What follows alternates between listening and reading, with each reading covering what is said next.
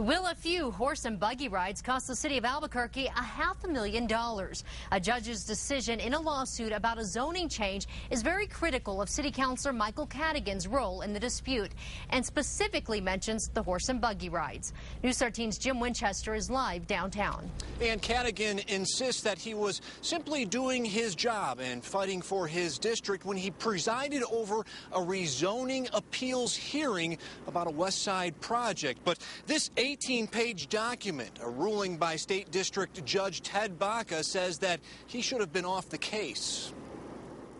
I didn't do anything wrong. In 2002, Cadigan chaired the City Council's Land Use Committee and voted against a request to rezone 8 acres in Taylor Ranch that once housed the West Side Equestrian Center. The landowners wanted to sell it for residential development, but the operators of the Equestrian Center and nearby neighbors opposed that.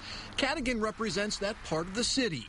In his ruling, Judge Baca said Cadigan ran the zoning hearing in a biased manner and should not have taken part in the decision.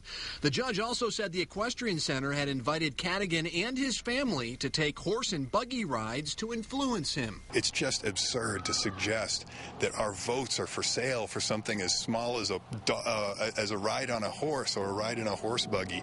It's really just silly. We have an obligation to fight for our neighborhoods, to make sure our neighborhoods are protected from inappropriate development. Cadigan eventually did recuse himself, but the landowners sued, claiming that because the zoning change was improperly denied, their project was delayed for several years.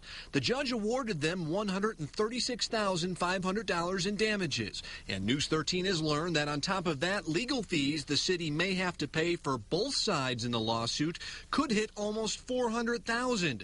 Councilor Cadigan insists the legal costs will not be that high and that whatever they are has nothing to do with his involvement.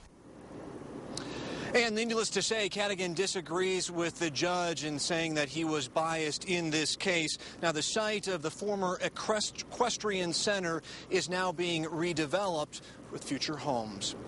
Back to you guys. Okay, Jim, the city attorney told News 13 he couldn't comment on the case as the final claims over court fees have yet to be resolved.